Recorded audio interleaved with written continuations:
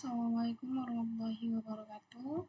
Saya Kasmiti Usman dengan NIM 2365031. Baik, di sini saya perwakilan dari kelompok 4, yaitu akan membahas tentang tugas UAS, arsitektur, dan organisasi komputer. Dengan tema yang akan kami bahas yaitu sistem bus dan interkoneksi. Anggota kelompok kami ada Nur Hidayah dengan NIM 236500009, Iyun Cahyadi dengan NIM 2365028, dan saya sendiri Kasmiati Usman dengan NIM 2365031. Baik, ini adalah organisasi perangkat keras komputer.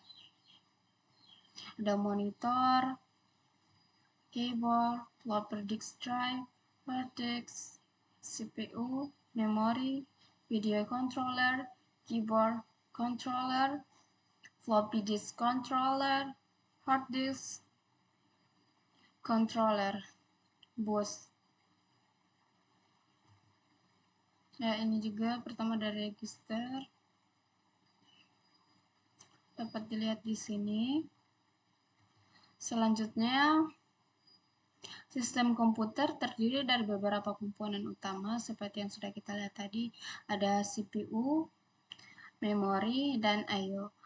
Agar komponen ini dapat berkomunikasi, digunakan bus sebagai jalur penghubung. Bus memungkinkan transfer data antar perangkat secara efisien. 2. Definisi dan fungsi bus. Bus adalah saluran komunikasi yang menghubungkan berbagai komponen dan komputer. Fungsi utama yaitu mengirim data antar perangkat, CPU, memori atau I/O, mengirim alamat lokasi memori, mengontrol alur data dalam sistem. Struktur bus ada memori, CPU, memori, I/O, dan I/O. Situ ada control lines, address line, data lines, dan bus. Merupakan bus. Oke.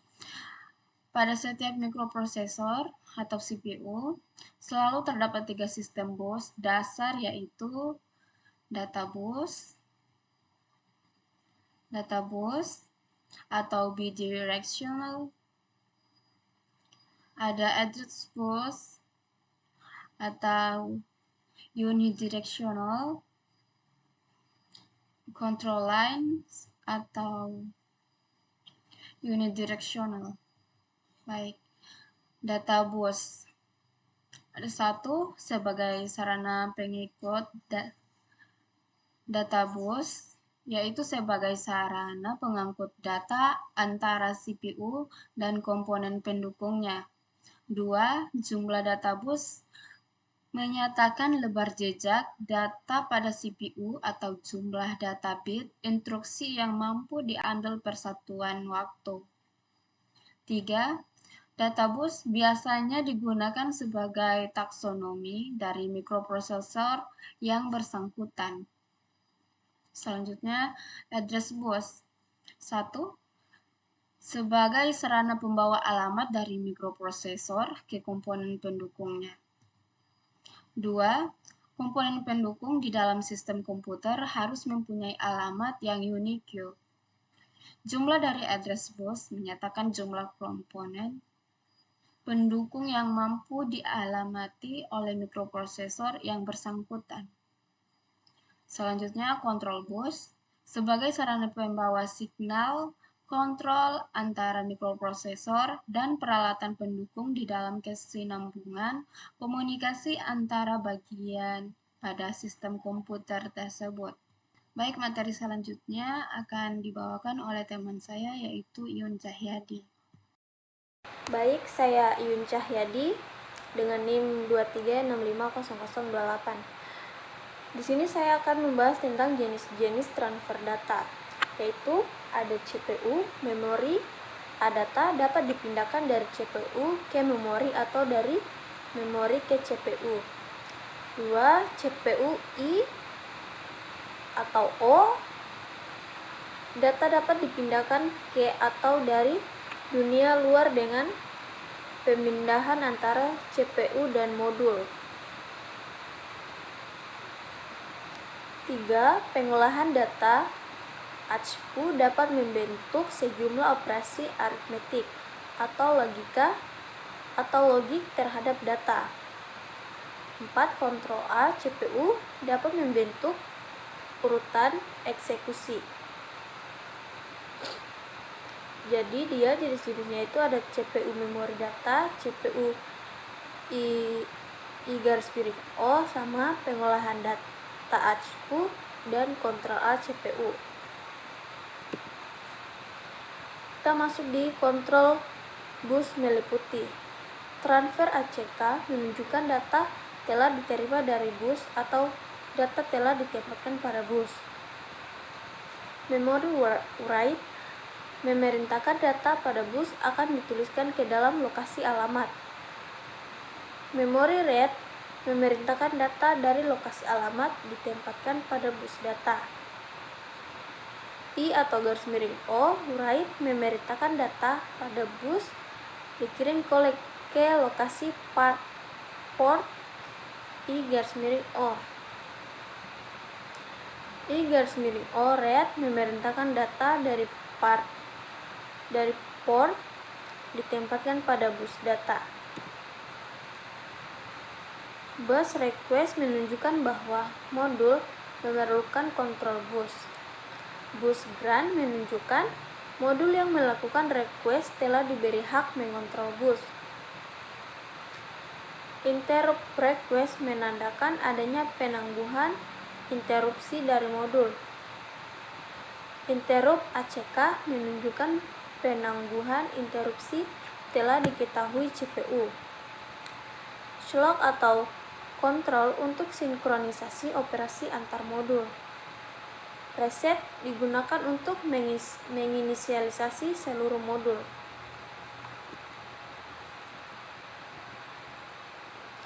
Itu kontrol bus yang meliputi. Lanjut di prinsip operasi bus. Operasi pengiriman data ke modul lainnya, yaitu pertama meminta penggunaan bus. 2. Apabila telah disetujui, modul akan memindahkan data yang diinginkan ke modul yang dituju. Operasi meminta data dari modul lainnya, yaitu meminta penggunaan bus. 2. Mengirim request ke modul yang dituju melalui saluran kontrol dan alamat yang sesuai.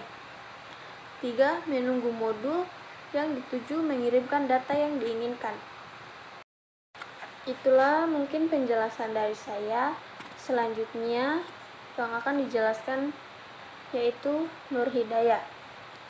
Baik, terima kasih. Assalamualaikum warahmatullahi wabarakatuh. Perkenalkan, nama saya Nur Hidayah dengan NIM 23650009. Baik, di sini saya sebagai pemateri ketiga untuk melanjutkan dari penjelasan rekan saya pada mata kuliah Arsitektur dan Organisasi Komputer dengan judul tugas UAS Sistem Bus dan Interkoneksi. Langsung saja pada pembahasannya. 4. Arsitektur bus.